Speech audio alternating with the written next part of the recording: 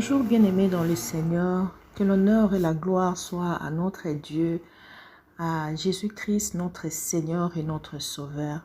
Lui qui dans son amour nous donne chaque jour les désirs de nos cœurs, lui qui nous protège face à tout le fléau de la terre, lui qui prend soin de ses enfants, lui qui est un bon Père pour nous.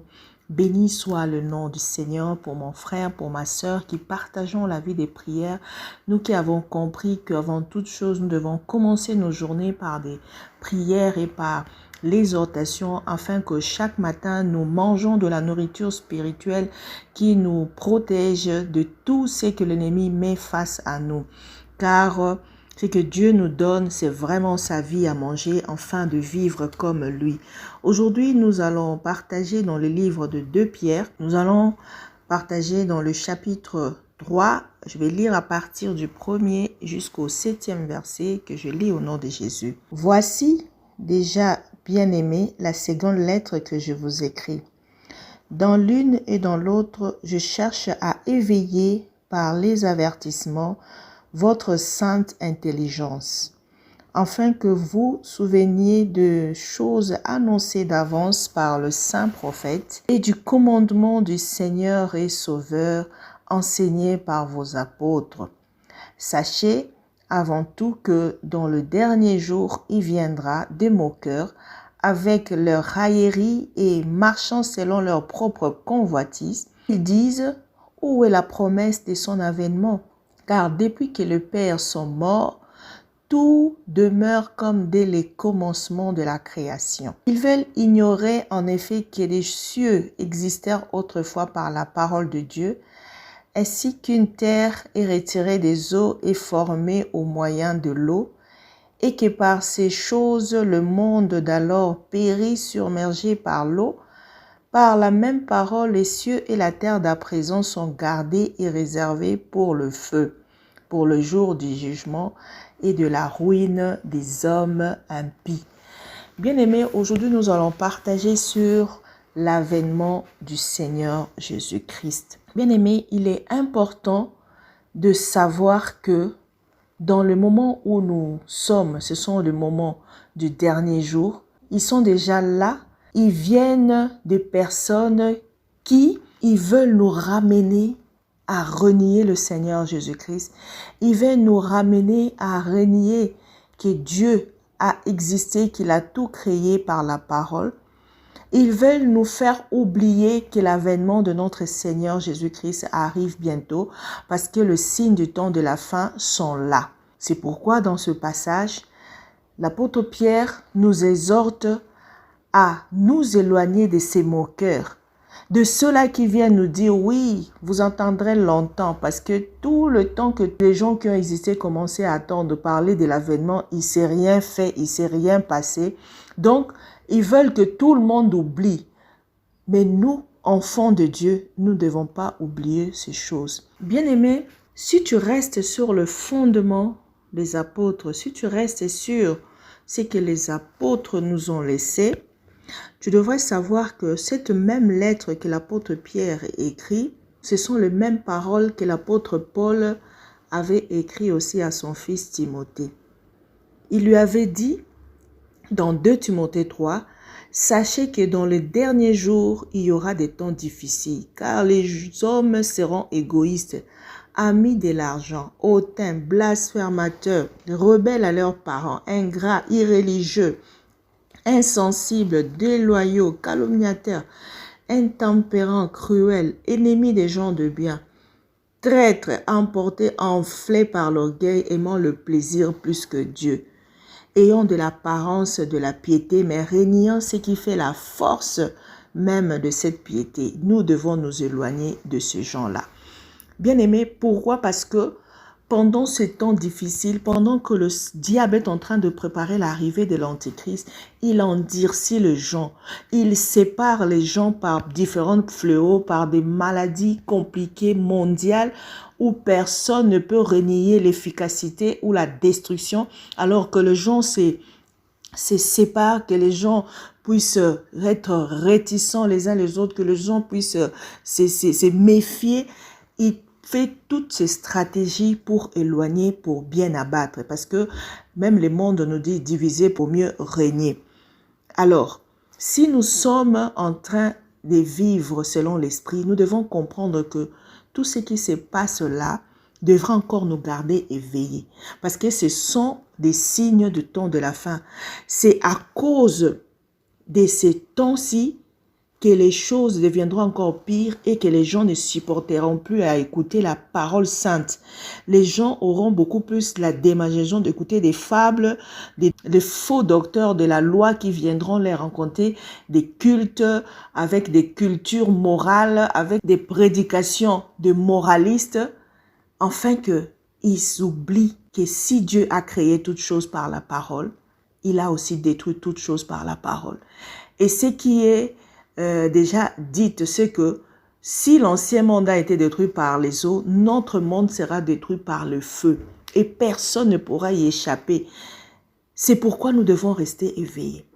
Le but de ce lettre, c'était de veiller le peuple de Dieu, de veiller les enfants de Dieu, afin que nous puissions continuer à chercher la justice de Dieu, de continuer à vivre dans la sainteté, parce que notre Dieu revient bientôt. Les autres disent que oui, ça tarde, rien ne change. Oui, si Dieu permet à ce que les choses tardent, c'est parce qu'il veut que tous parviennent à la connaissance de sa parole pour que tous soient sauvés. Mais si tu ne veux pas t'accrocher, si tu ne veux pas croire à la parole de Dieu, si tu veux suivre le monde et ta convoitise va passer. Mais pour nous, enfants de Dieu, nous devons toujours demeurer dans la promesse de Dieu.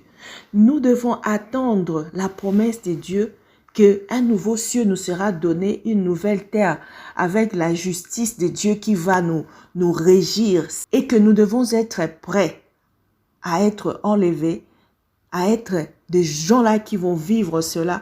Parce que je dis toujours que le petit temps que nous vivons dans le monde, c'est la plus courte de temps de vie qu'un homme peut avoir. La longue vie, ce sera la vie éternelle, soit en enfer, soit dans la nouvelle Jérusalem.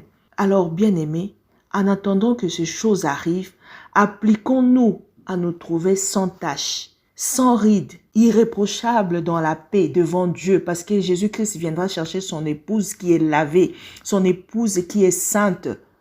C'est pourquoi nous devons avoir la patience. Demandons à Dieu de nous donner la patience, de pouvoir continuer à espérer au salut, de pouvoir toujours demeurer dans le fondement des apôtres qui nous ont laissés, dans les promesses que cela s'accomplira, elle s'accomplira certainement.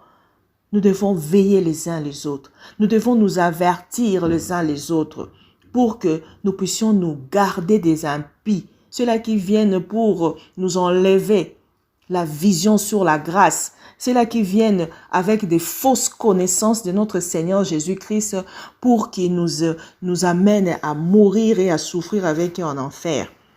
Raison pour laquelle nous devons être toujours sobres. Nous supportons les uns les autres, même dans la souffrance, même dans les épreuves. Nous devons continuer à évangéliser, à remplir nos missions selon que tu as reçu le ministère à Jésus-Christ et que au jour du jugement, nous soyons prêts à recevoir notre Seigneur. Parce que l'avènement du Seigneur Jésus-Christ, c'est une bonne nouvelle pour ses enfants. Parce que ce monde est tellement impitoyable avec les choses qui se font chaque jour, des changements, de mal en mal. Un enfant de Dieu ne devrait pas se trouver bien dans ce monde. Alors l'avènement de notre Seigneur Jésus-Christ devait être un sujet de joie pour tous ceux qui l'entendent, pour tous tes enfants, et nous garder encore à nous perfectionner par le moyen du Saint-Esprit, nous guider et demeurer dans la présence de Dieu pour que le jour où notre Seigneur arrive, il nous trouve avec de lampes allumées. Alors pour ceux qui ne sont pas encore prêts, nous allons prier que le Seigneur puisse susciter des gens. Nous allons prier que le Seigneur puisse susciter son peuple à prier, à se laisser guider par le Saint-Esprit pour que tous, comme la pensée de Dieu est de sauver tout le monde, que cela arrive au nom de Jésus. Prions au nom de Jésus. Éternel Dieu de gloire, je te bénis parce que tu es saint. Je te bénis parce que tu es Dieu. Je te bénis parce que tu es digne de gloire. Oh, Rabarashente Abarasnanta, le Seigneur de gloire, le Seigneur de toute puissance, Père, toi qui as le pouvoir de changer les cœurs, toi qui as le pouvoir de convaincre, Seigneur, oh Dieu, par le Saint-Esprit. Oh Seigneur, nous sommes des instruments que tu as placés dans ton peuple pour que nous puissions, Seigneur, oh Dieu, nous aider à nous réveiller les uns les autres, afin que le jugement qui va commencer par la maison de Dieu, nous puissions, Seigneur, être sauvés. Car la Bible dit, si les enfants de Dieu, si le peuple de Dieu sera sauvé difficilement, à combien ceux-là qui ne sont pas dans le royaume? Seigneur, je prie pour mon frère et ma sœur. Seigneur, ceux-là qui ont cru en Jésus-Christ, Seigneur, oh Dieu, arme-nous de pensées positives de la mission que nous sommes venus faire sur la terre. Arme-nous, Seigneur, oh Dieu, de l'amour, de rechercher la justice de Dieu, de poursuivre, Seigneur, oh Dieu, l'amour, afin que nous puissions marcher, Seigneur, oh Dieu, dans la perfection, dans la sainteté. Oh Seigneur, sans toi, on ne pourra rien.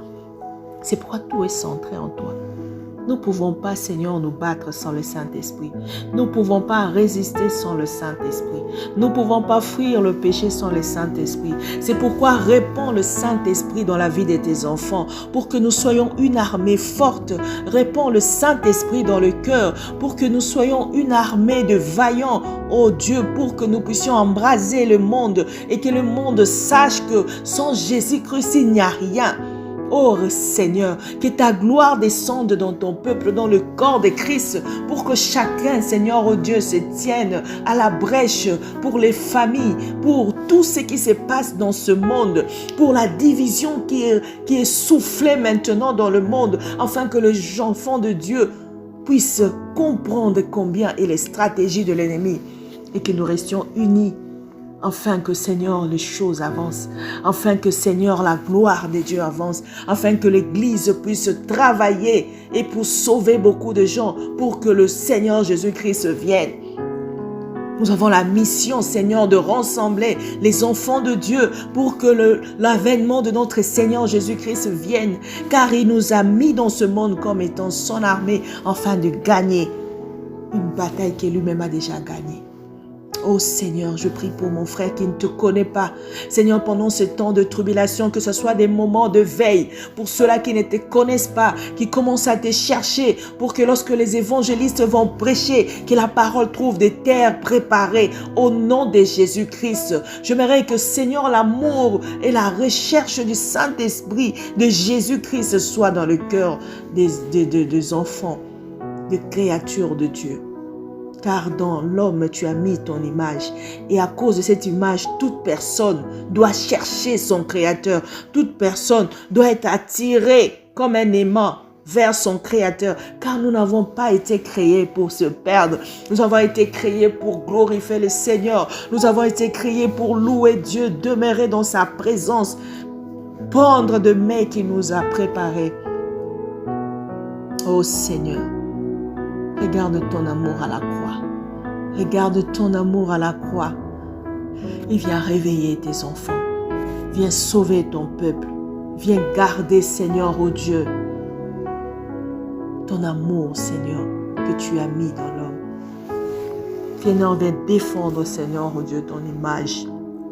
Car nous-mêmes, la chair nous rend faibles. Mais avec le Saint-Esprit, nous sommes plus que vainqueurs. C'est pourquoi je bénis le Seigneur Jésus-Christ pour la mort à la croix, qui nous a ravivés, qui nous a fortifiés, qui nous a sauvés, qui nous a remis à l'état, Seigneur de Dieu, à l'état parfait, Seigneur, oh Dieu, justifié par le sang de Jésus. Nous voulons, Seigneur, nous garder purs. Nous voulons, Seigneur, résister au diable. Nous voulons, Seigneur, oh Dieu, apprendre à marcher comme des enfants du roi des rois. Nous voulons, Seigneur, manifester que nous sommes des dieux et que le monde sache que nous sommes le sel de la terre. Afin de donner les goûts aux autres, de aimer la parole, de suivre le Seigneur. Nous voulons être des exemples. Nous voulons être des Bibles vivantes au nom de Jésus. C'est pourquoi partout où se trouvent tes enfants, fais que, Seigneur, la lumière brille dans les ténèbres, afin que nous puissions illuminer nos maisons, illuminer nos quartiers, illuminer nos églises, et que beaucoup soient sauvés. Nous voulons, Seigneur, voir des miracles et des prodiges s'accomplir dans le cœur, dans la vie de tes enfants, dans les mains de tes enfants, car tu nous as tous appelés à prier et à manifester ta gloire. Merci pour cette journée que je bénis. Merci pour tous les frères à la pointe de nos pieds. Merci pour tout ce que nous allons faire au nom de Jésus-Christ. Amen.